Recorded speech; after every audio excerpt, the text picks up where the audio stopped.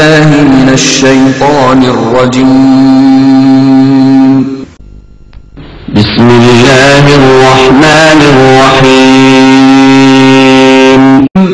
ومن أحسن قولا ممن دعا إلى الله وعمل صالحا وقال إنني من المسلمين.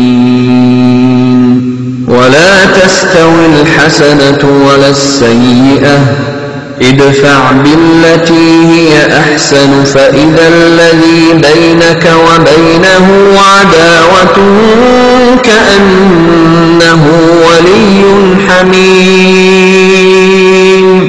وما يلقاها إلا الذين صبروا وما يلقاها إلا ذو حظ عظيم. وإما ينزغنك من الشيطان نزغ فاستعذ بالله إنه هو السميع العليم. ومن آياته الليل والنهار والشمس والقمر لا تسجدوا للشمس ولا للقمر واسجدوا لله الذي خلقهن إن كنتم إياه تعبدون.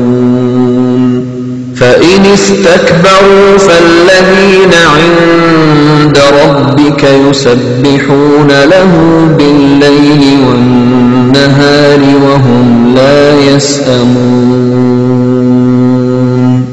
ومن آياته أنك ترى الأرض خاشعة فإذا أنزلنا عليها الماء اهتزت وربت إن الذي أحياها لمحيي الموتى إنه على كل شيء قدير.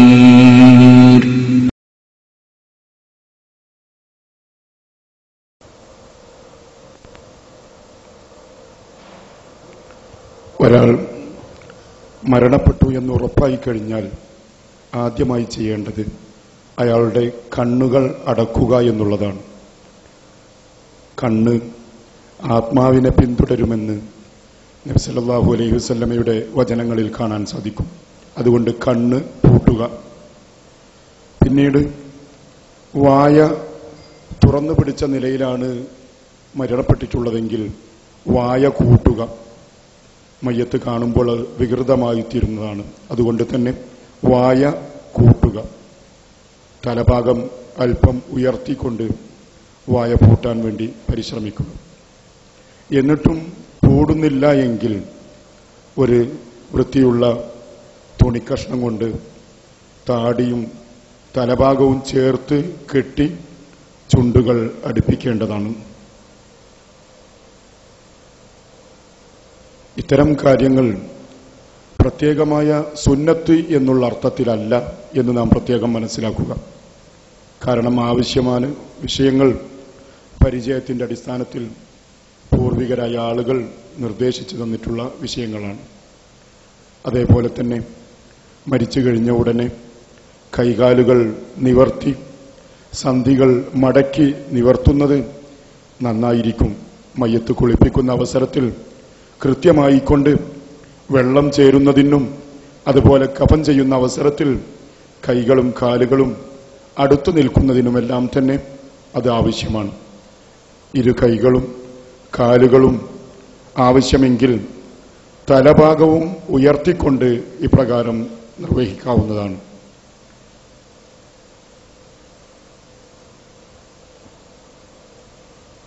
കുളിപ്പിക്കുന്ന അവസരത്തിൽ ശരീരം ഉയർത്തുവാനും മറ്റും അതാവശ്യമാണ്. അതുകൊണ്ട് തന്നെ മയ്യത്തിൻ്റെ കൈകാലുകൾ തലഭാഗം എന്നിവയെല്ലാം തന്നെ സന്ധികൾ മടക്കുകയും നിവർത്തുകയും ചെയ്യുക. കാലുകൾ അടുപ്പിച്ച് നിർത്തുക. കാലുകൾ അടുക്കാത്തൊരവസ്ഥയിലാണ് എങ്കിൽ ആവശ്യമെങ്കിൽ ഇരു കാലുകളും ചേർത്ത് വെച്ചുകൊണ്ട് കാലിൻ്റെ പെരുവിരലുകൾ തമ്മിൽ ഒരു ശീല കൊണ്ട് ബന്ധിപ്പിക്കുന്നതും നന്നായിരിക്കും. ഒരു സുന്നത്ത് എന്നുള്ള അർത്ഥത്തിലല്ല. കഫൻ ചെയ്യുന്ന അവസരത്തിൽ കാലുകൾ അകന്നു നിൽക്കുമ്പോൾ അത് പ്രയാസം സൃഷ്ടിക്കും. അതുകൊണ്ട് തന്നെ ഇരു കാലുകളും ചേർത്ത് വെച്ചുകൊണ്ട് കാലിൻ്റെ പെരുവിരലുകൾ ചേർത്ത് ബന്ധിക്കുക. പിന്നീട് ശരീരത്തിൽ വയറിൻ്റെ ഭാഗത്ത് എന്തെങ്കിലും ചെറിയ ഒരു വെയിറ്റുള്ള വസ്തു വെക്കുക. ചിലരെങ്കിലും മരിച്ചു കഴിഞ്ഞാൽ ശരീരം വീർത്തു വരാൻ സാധ്യതയുണ്ട്. അതുകൊണ്ട് തന്നെ വലിയ ഭാരമില്ലാത്ത എന്തെങ്കിലും ഒരു വസ്തു വയറിന്മേൽ വെക്കുന്നത് നന്നായിരിക്കും. പിന്നീട് ശരീരം മുഴുവനും മറയുന്ന വെള്ള വസ്ത്രം കൊണ്ട് മയ്യത്ത് മൂടേണ്ടതാണ്. നബി സല്ലല്ലാഹു അലൈഹി വസല്ലം മരണപ്പെട്ട അവസരത്തിൽ അപ്രകാരം നിർവഹിച്ചതായി ആയിഷ റളിയല്ലാഹു അൻഹ വിശദീകരിക്കുന്ന ഭാഗത്ത് ഹദീസുകളിൽ നിന്ന് നമുക്ക് കാണാൻ സാധിക്കും.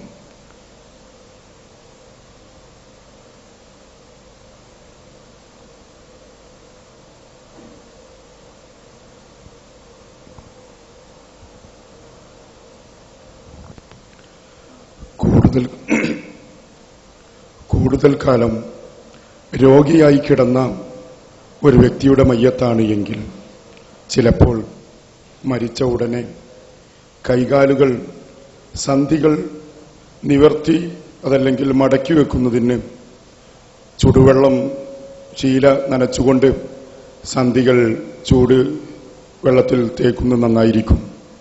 കാരണം ചില അവസരങ്ങളിൽ മടങ്ങി നിൽക്കുന്ന കൈകൾ നിവരാതിരിക്കുകയോ മടങ്ങിയ കാലുകൾ നിവരാതെ വരികയോ ചെയ്താൽ കുളിപ്പിക്കുന്നതിനും കഫൻ ചെയ്യുന്നതിനും പ്രയാസമുണ്ടാകാനിടയുണ്ട്. അതുകൊണ്ട് മരണപ്പെട്ട ഉടനെ കൈകാലുകളുടെ സന്ധികൾ മടക്കി നിവർത്തുവാൻ പ്രയാസം അനുഭവപ്പെടുന്നുവെങ്കിൽ ചെറിയ ചൂടുള്ള വെള്ളത്തിൽ ശീല നനച്ച് കൈകാലുകളിൽ തുടക്കുന്നത് ഗുണകരമായിരിക്കും. ഇവയെല്ലാം തന്നെ ഒരു പുണ്യകർമ്മമെന്നോ സുന്നത്ത് എന്ന അർത്ഥത്തിലല്ല. ആവശ്യമായ കാര്യങ്ങൾ നമുക്ക് പണ്ഡിതന്മാരുടെ പരിചയങ്ങളിൽ നിന്ന് അവർ നിർദ്ദേശിച്ചിട്ടുള്ള വിഷയങ്ങളാണ് എന്ന് പ്രത്യേകം ശ്രദ്ധിക്കുക. തെറിക്കാതിരിക്കുന്നതിന് വേണ്ടിയുള്ള മുൻകരുതലുകൾ ചെയ്യുന്നത് നന്നായിരിക്കും. അപ്രകാരം തന്നെ കൈകളിൽ ഗ്ലൗസ് ധരിക്കുക, ശരീരത്തിൽ കൈകളിൽ ചുറ്റുന്നതിന് വേണ്ടിയുള്ള ശീല തയ്യാറാക്കി വെക്കുക. ഇതെല്ലാം തന്നെ മുൻകൂട്ടി ചെയ്തിരിക്കേണ്ടതാണ്. ശേഷം കുളിപ്പിക്കാൻ ഉപയോഗിക്കേണ്ടതായ വെള്ളവും താളി, സോപ്പ്, കർപ്പൂരം എന്നിവയെല്ലാം തന്നെ തയ്യാറാക്കി വെക്കുക. മയ്യത്ത് കൊണ്ടുവന്ന് കിടത്തിയതിന് ശേഷം നേരത്തെ പുതച്ച പുതപ്പ് എടുത്തു മാറ്റുക. അതിനുശേഷം മയ്യത്ത് മരണസമയത്ത് ധരിച്ചിരുന്ന വസ്ത്രങ്ങളെല്ലാം തന്നെ ഊരിയെടുക്കേണ്ടതാണ്. ഷർട്ട് അതുപോലെ തന്നെ മറ്റു വസ്ത്രങ്ങളെല്ലാം തന്നെ അഴിച്ചു മാറ്റുക. ഈ സന്ദർഭത്തിൽ ഒരിക്കലും നഗ്നത വെളിവാകാതിരിക്കണം എന്നുള്ളത് പ്രത്യേകമായി ശ്രദ്ധിക്കേണ്ടതാണ്. ജീവിച്ചിരിക്കുന്നവരുടെയും മരിച്ചവരുടെയും നഗ്നഭാഗങ്ങളിലേക്ക് നോക്കുക എന്നുള്ളത് ഒരു മനുഷ്യൻ ചെയ്യാൻ പാടില്ലാത്ത വിഷയമാണ്. അതുകൊണ്ട് തന്നെ മയ്യത്തിന്റെ വസ്ത്രങ്ങൾ അഴിച്ചു മാറ്റുന്ന അവസരത്തിൽ ഔറത്തിന്റെ ഭാഗം മറക്കുന്നതിന് വേണ്ടി പ്രത്യേകമായി ഒരു തുണി ആ ഭാഗത്തേക്ക് ഇടേണ്ടതാണ്.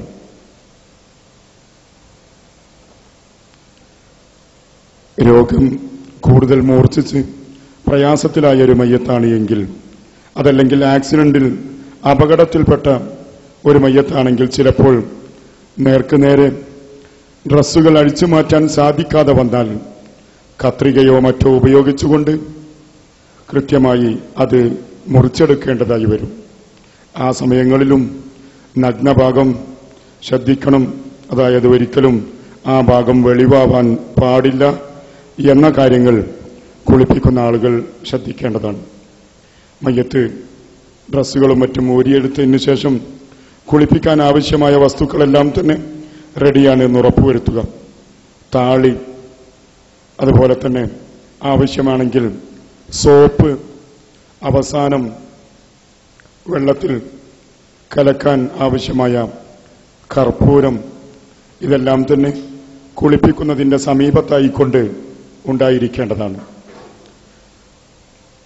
അതുപോലെ തന്നെ വികൃതമായ രൂപത്തിൽ മീശ ചുണ്ടിലേക്ക് വന്ന അവസ്ഥയുണ്ട് എങ്കിൽ കുളിപ്പിക്കുന്നതിന്റെ മുമ്പ് അത് വെട്ടി കൃത്യമാക്കുന്നത് നന്നായിരിക്കും.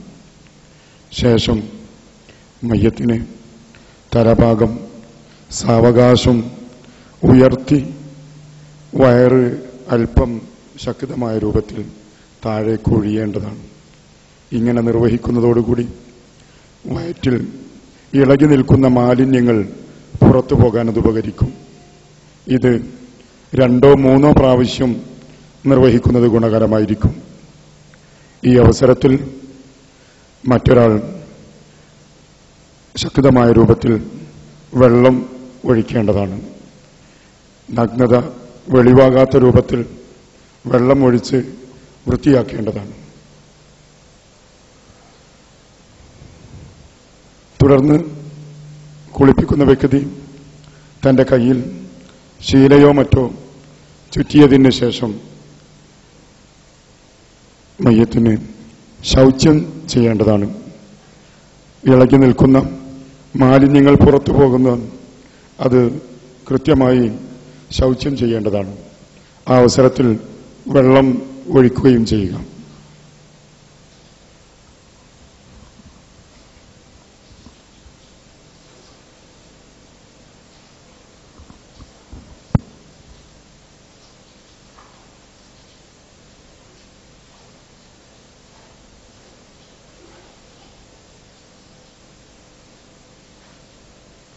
വെള്ളമൊഴിക്കുന്നത് കപ്പ് കൊണ്ടോ അതല്ലെങ്കിൽ വല്ല ടാപ്പിൽ നിന്ന് നേരിട്ട് കഴുകാനുള്ള സൗകര്യമുണ്ട് എങ്കിൽ അത് ഉപയോഗപ്പെടുത്താവുന്നതാണ്.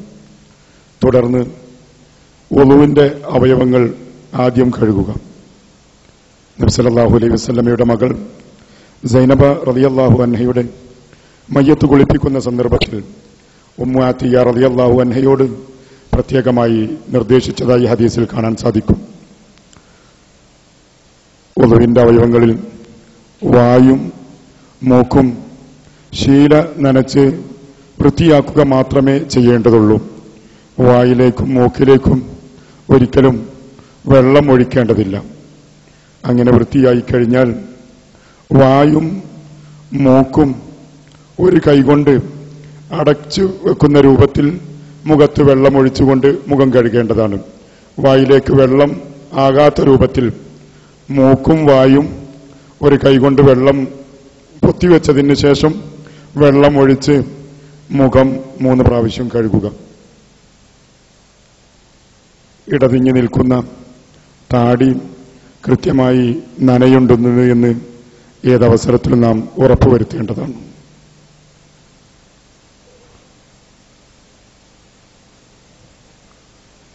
പിന്നീട് വലത് കൈ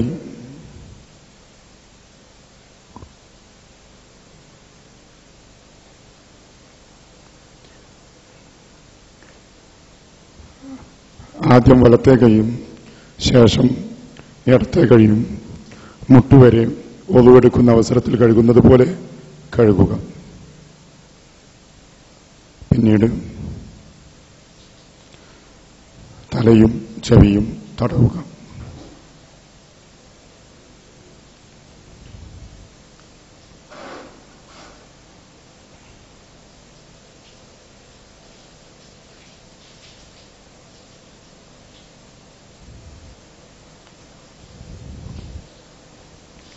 കുളിപ്പിക്കുന്ന അവസരത്തിൽ തന്നെ മയ്യത്ത് കുളിപ്പിക്കുക എന്നുള്ളത് നിർബന്ധമാണ്. അതുകൊണ്ട് തന്നെ ആ ഒരു മനസ്സ് കുളിപ്പിക്കുന്ന ആളുകൾ മയ്യത്തിന് നിർബന്ധമായിട്ടുള്ള കുളി നിർവഹിക്കുന്നു എന്നുള്ള മനസ്സ് നേരത്തെ ഉണ്ടായിരിക്കേണ്ടതാണ്. പിന്നീട് മയ്യത്ത് കുളിപ്പിക്കേണ്ടത് താളിയും അതുപോലെ തന്നെ വെള്ളമോ ആവശ്യമെങ്കിൽ സോപ്പ് കലർത്തിയ വെള്ളം ഉപയോഗിച്ചുകൊണ്ടായിരിക്കണം. നേരത്തെ തന്നെ താളി ഒരു പാത്രത്തിൽ കലക്കി വെക്കാവുന്നതാണ്. അതല്ല സോപ്പോ ഷാമ്പൂ ആണ് ഉപയോഗിക്കുന്നതെങ്കിൽ അതും സൗകര്യപ്രദമായ നിലക്ക് നേരത്തെ തന്നെ ഒരു പാത്രത്തിൽ കലക്കി വെക്കുന്നത് നന്നായിരിക്കും. ശേഷം ആദ്യം തലയാണ് കഴുകി വൃത്തിയാക്കേണ്ടത്.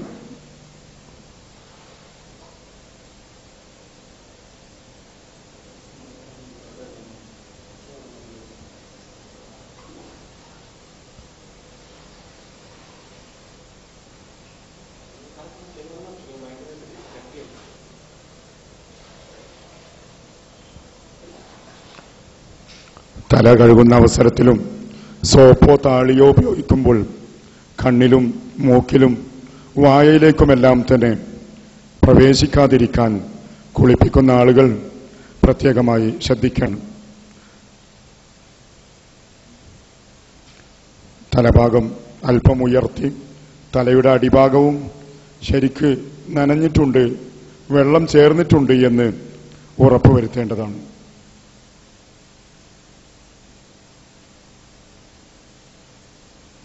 നബി സല്ലല്ലാഹു അലൈഹി വസല്ലം നിർദ്ദേശിച്ച താളി തന്നെ ഉപയോഗിക്കുക എന്നുള്ളത് ആ സുന്നത്ത് കൂടി ലഭിക്കുന്നതാണ്. എന്നാൽ ഇന്ന് ആധുനിക വസ്തുക്കൾ ഷാമ്പു, സോപ്പ് തുടങ്ങിയ വസ്തുക്കൾ ഉപയോഗിക്കുന്നതിന് വിരോധമില്ല.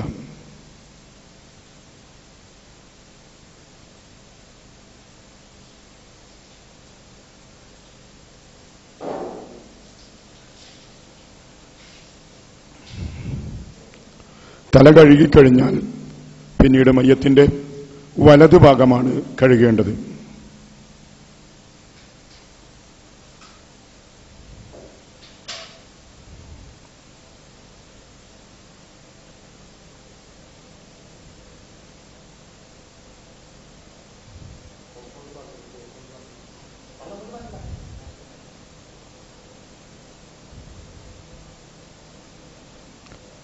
കഴുത്തു മുതൽ വലത്തെ കാലുവരേക്കും വലതുഭാഗം ആദ്യം നീട്ടിക്കഴുകാവുന്നു. കഴുകുന്ന അവസരങ്ങളിലും നഗ്നഭാഗം പ്രത്യേകം മറഞ്ഞിരിക്കേണ്ടതാണ് എന്ന് കുളിപ്പിക്കുന്ന ആളുകൾ ശ്രദ്ധിക്കേണ്ടതാണ്.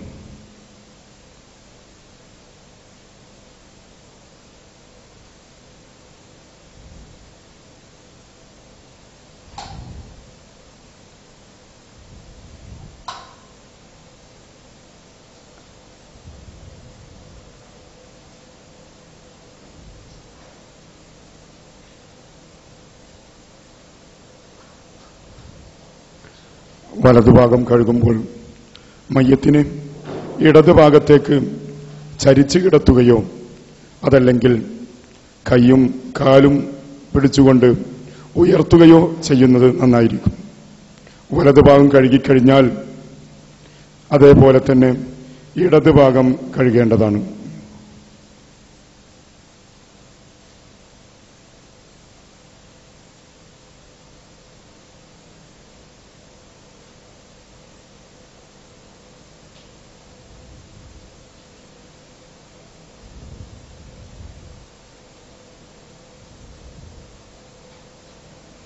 മയ്യത്ത് കുളിപ്പിക്കുമ്പോൾ ഒരു പ്രാവശ്യം തന്നെ ശരീരത്തിന്റെ എല്ലാ ഭാഗങ്ങളിലും വെള്ളം എത്തിക്കഴിഞ്ഞാൽ കുളി പൂർണ്ണമായി കഴിഞ്ഞിരിക്കുന്നു. എന്നാൽ നിങ്ങൾ കുളിപ്പിക്കുന്ന സന്ദർഭത്തിൽ 3 പ്രാവശ്യം കഴുകേണ്ടതുണ്ട് എന്ന് നബി സല്ലല്ലാഹു അലൈഹി വസല്ലമ പ്രത്യേകം നിർദ്ദേശിച്ചത് ഹദീസുകളിൽ വന്നത് നാം ശ്രദ്ധിക്കേണ്ടതാണ്.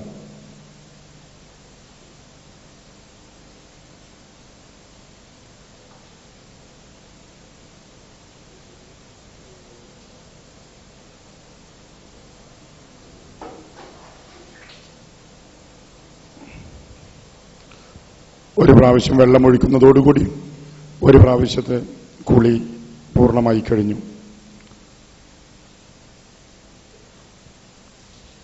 അപകടങ്ങളിലോ അതല്ലെങ്കിൽ തീപിടുത്തത്തിലോ മറ്റോ പ്രയാസപ്പെട്ട നിലക്കാണ് മരണപ്പെട്ട വ്യക്തിയെങ്കിൽ കുളിപ്പിക്കാൻ പറ്റാത്ത അവസരം വെള്ളം ഉപയോഗിക്കാൻ പറ്റാത്ത സാഹചര്യമാണ് എങ്കിൽ മയ്യത്തിന് തയമ്മം ചെയ്തു കൊടുക്കുകയാണ് ചെയ്യേണ്ടത് എന്ന് ഈ സന്ദർഭത്തിൽ നാം അറിഞ്ഞിരിക്കേണ്ടതാണ്.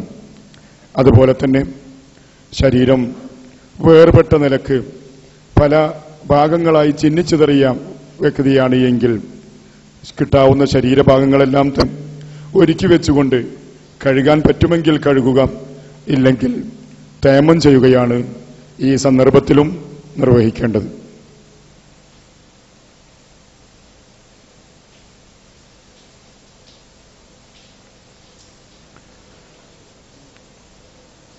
കുളിപ്പിച്ച് അവസാനത്തെ പ്രാവശ്യം കർപ്പൂരം കലക്കിയ വെള്ളം ഒഴിക്കേണ്ടതാണ്.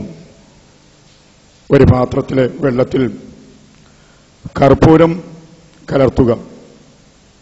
കർപ്പൂരം കലർത്തിയ വെള്ളം കൊണ്ടായിരിക്കണം അവസാനം കഴുകേണ്ടത്.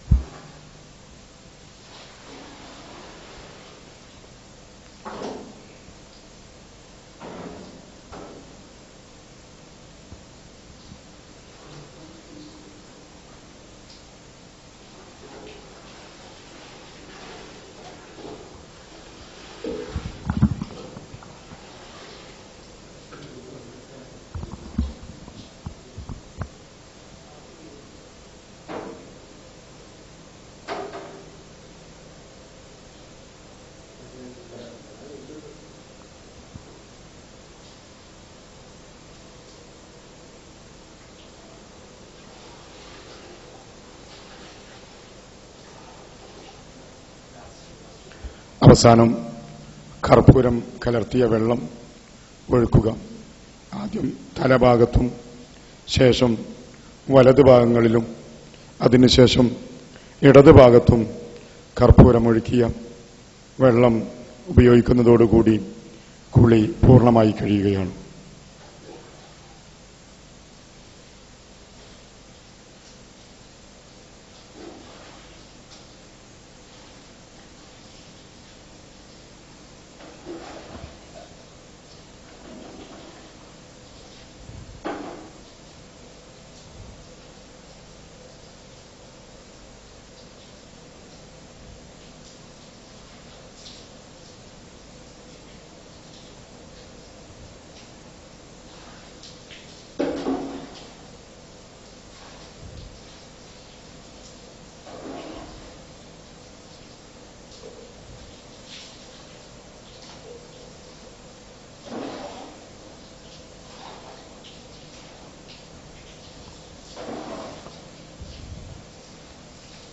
കുളിപ്പിച്ച് കഴിഞ്ഞതിന് ശേഷം ശരീരത്തിന്റെ ഉള്ളിൽ നിന്ന് മറ്റെന്തെങ്കിലും മ്ലേച്ഛതകൾ പുറത്തു വരുന്നുവെന്ന് ബോധ്യപ്പെട്ടാൽ ആ ഭാഗം പരുത്തിയോ മറ്റോ ഉപയോഗിച്ചുകൊണ്ട് ഭദ്രമാക്കേണ്ടതാണ്. മുൻദ്വാരവും പിൻദ്വാരവും അല്പം കൂടുതൽ പരുത്തിയെടുത്തുകൊണ്ട് ആ ഭാഗം ഉറച്ച് വൃത്തികേടുകൾ വരാത്ത വിധത്തിൽ അത് ഭദ്രമാക്കി വെക്കേണ്ടതാണ്. ആവശ്യമെങ്കിൽ നഗ്നത ഭാഗം മാത്രം പ്രത്യേകം ഭദ്രമാക്കുന്ന നിലക്കുള്ള ലങ്കോട്ടി പോലുള്ള ഒരു കഷ്ണം തുണി ഉപയോഗപ്പെടുത്തിക്കൊണ്ട് അരയുടുപ്പ് രൂപത്തിൽ മുൻദ്വാരവും പിൻദ്വാരവും ഭദ്രമാക്കുന്നതും ഗുണകരമായിരിക്കും. ആവശ്യമെങ്കിൽ മാത്രമാണ് അത് നിർവഹിക്കേണ്ടത്. ശേഷം ശരീരം വൃത്തിയുള്ള വസ്ത്രം കൊണ്ട് വെള്ളം ഒപ്പിയെടുത്ത് വൃത്തിയാക്കേണ്ടതാണ്.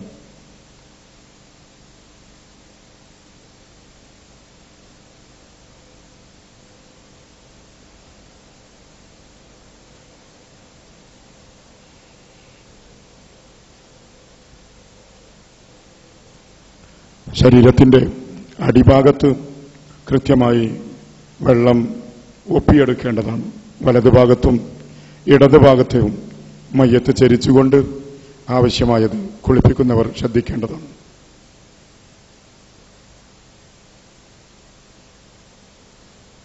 മയ്യത്ത് കുളിപ്പിക്കുക എന്നുള്ളത് ഒരു പ്രയാസമായിക്കൊണ്ട് അല്ലെങ്കിൽ ഭാരമുള്ളതായിക്കൊണ്ട് പലരും ശ്രദ്ധിക്കാറുണ്ട്. എന്നാൽ വളരെ എളുപ്പത്തിൽ നിർവഹിക്കാവുന്ന ഒരു കർത്തവ്യമാണ് എന്ന് ഇപ്പോൾ നിങ്ങൾക്ക് കൃത്യമായും ബോധ്യപ്പെട്ടിരിക്കും. ആദ്യം വുളുവിന്റെ അവയവങ്ങൾ കഴുകുക, പിന്നീട് തല കഴുകി വൃത്തിയാക്കുക, വലതുഭാഗവും ഇടതുഭാഗവും സോപ്പോ താളിയോ ഉപയോഗിച്ചുകൊണ്ട് കഴുകി വൃത്തിയാക്കുക. അവസാനത്തെ പ്രാവശ്യം കർപ്പൂരം ഉപയോഗിച്ച വെള്ളം കൊണ്ട് ശരീരത്തിലൊഴുക്കി ശേഷം ശരീരം ഉണങ്ങിയ തുണി കൊണ്ട് ഒപ്പിയെടുത്തു കഴിഞ്ഞാൽ കുളി പൂർണ്ണമായി കഴിഞ്ഞു.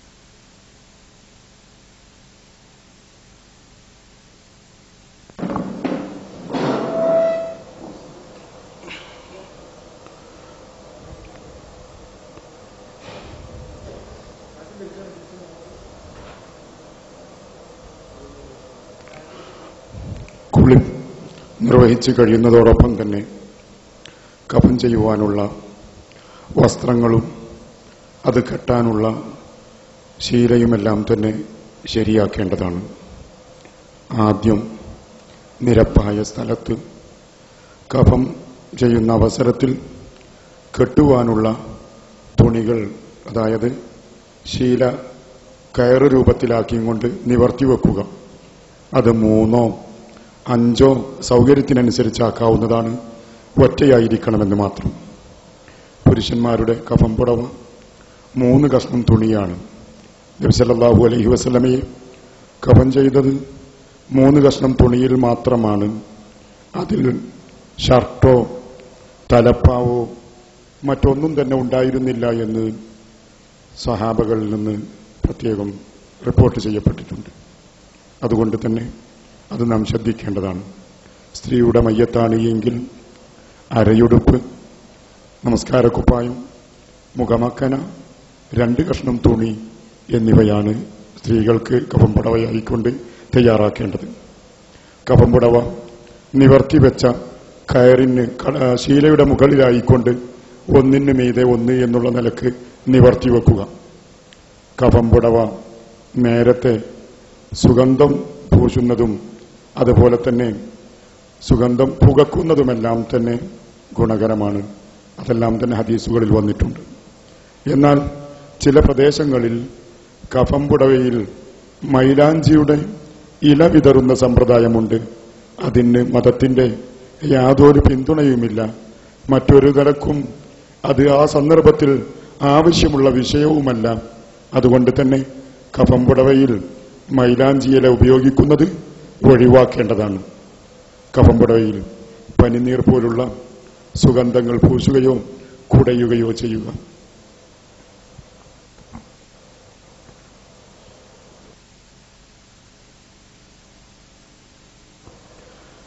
തീപ്പൊള്ളലോ അപകടങ്ങളിലോ പെട്ട ഏതെങ്കിലും ഒരു വ്യക്തിയുടെ മയ്യത്താണ് എങ്കിൽ ആ മയ്യത്തിന്റെ കഫം പുടവയുടെ മുകളിൽ പ്ലാസ്റ്റിക് ഷീറ്റോ മറ്റോ ഉപയോഗിക്കുന്നത് ആവശ്യത്തിനനുസരിച്ച് നമുക്ക് ചെയ്യാവുന്നതാണ്.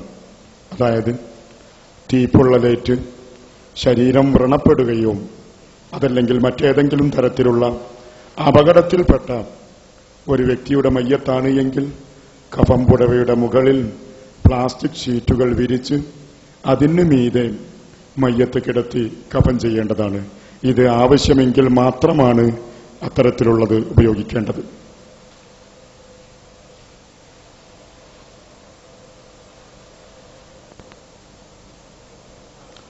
സുജൂദിന്റെ അവയവങ്ങളിൽ പ്രത്യേകമായി സുഗന്ധം പൂശിയിരുന്നു എന്ന് സ്വഹാബികളിൽ നിന്നും റിപ്പോർട്ട് ചെയ്യപ്പെട്ടിട്ടുണ്ട്.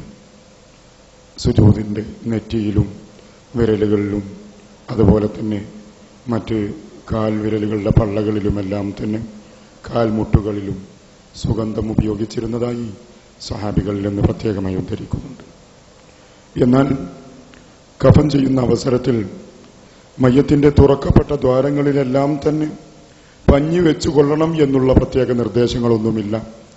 ശരീരത്തിന്റെ ഏതെങ്കിലും ഭാഗത്തു നിന്ന് ദുർനീരുകൾ പുറത്തു വരുന്ന സാഹചര്യമുണ്ട് എങ്കിൽ അവിടെ പരുത്തിയോ മറ്റോ ഉപയോഗിക്കാവുന്നതാണ്. അതല്ലാതെ കണ്ണിലും മൂക്കിലും വായിലുമെല്ലാം പരുത്തി വെക്കുന്ന സമ്പ്രദായം ഹദീസിന്റെ പിൻബലമില്ല. ആവശ്യമെങ്കിൽ നിർവഹിക്കാമെന്ന് മാത്രം. അതൊരു ചര്യയായിക്കൊണ്ട് സ്വീകരിക്കേണ്ടതില്ല.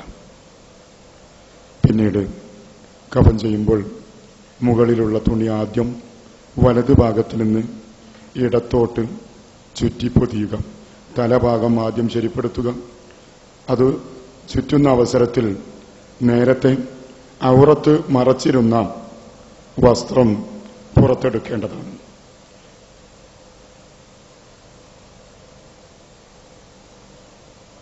വലിച്ച് നല്ലവണ്ണം മുറുകുന്ന രൂപത്തിലായിരിക്കണം ആദ്യം വലത്തെ ശീല. ഒന്നാമത്തെ ഭാഗം ചുറ്റി കാലിന്റെ ഭാഗത്തും തലയുടെ ഭാഗത്തും വരുന്ന കഷ്ണങ്ങൾ ഭാഗങ്ങൾ അത് ചുരുട്ടി വെക്കേണ്ടതുമാണ്. ഒന്നാമത്തേത് മടക്കിക്കഴിഞ്ഞാൽ തുടർന്ന് രണ്ടാമത്തേതും മൂന്നാമത്തേതും അപ്രകാരം നിർവഹിക്കുക. ചില പ്രദേശങ്ങളിൽ കഫൻ ചെയ്യുന്ന അവസരത്തിൽ സൂറത്തുൽ ഫാത്തിഹയും അതുപോലെ തന്നെ മറ്റ് മുഅവ്വദത്തൈനിയോ സൂറത്ത് യാസീനോ മറ്റും പാരായണം ചെയ്യുന്ന അവസരങ്ങൾ കണ്ടിട്ടുണ്ട്. എന്നാൽ ഇസ്ലാം ഒരു നിലക്കും മാതൃക കാണിച്ചിട്ടില്ലാത്തതും നബി സല്ലല്ലാഹു അലൈഹി വസല്ലമ വിരോധിച്ചതുമായ വിഷയമാണ് മയ്യത്തിനു വേണ്ടിയോ മയ്യത്തിന്റെ സമീപത്തിരുന്നു കൊണ്ടോ പരിശുദ്ധ ഖുർആനോ മറ്റോ പാരായണം ചെയ്യുക എന്നുള്ളത്.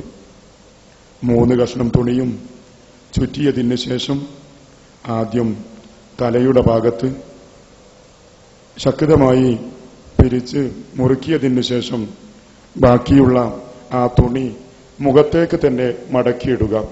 എന്നതിന് ശേഷം ആദ്യത്തെ കെട്ടുകൾ കെട്ടുക.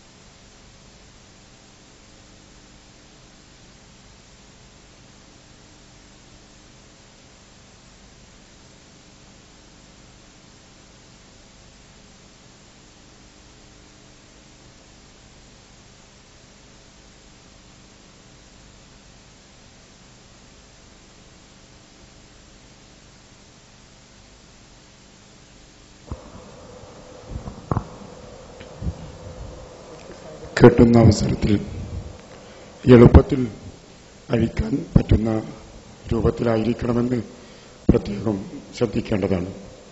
കാരണം മയ്യത്ത് ഖബറിൽ വെച്ച് കഴിഞ്ഞാൽ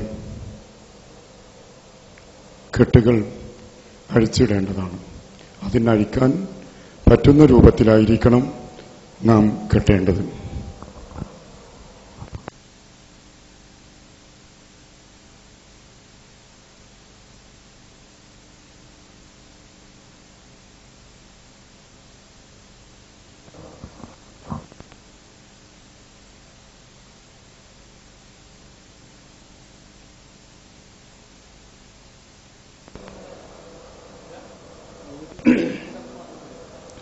മയ്യത്ത് കഫൻ ചെയ്ത് കഴിയുന്നതോടുകൂടി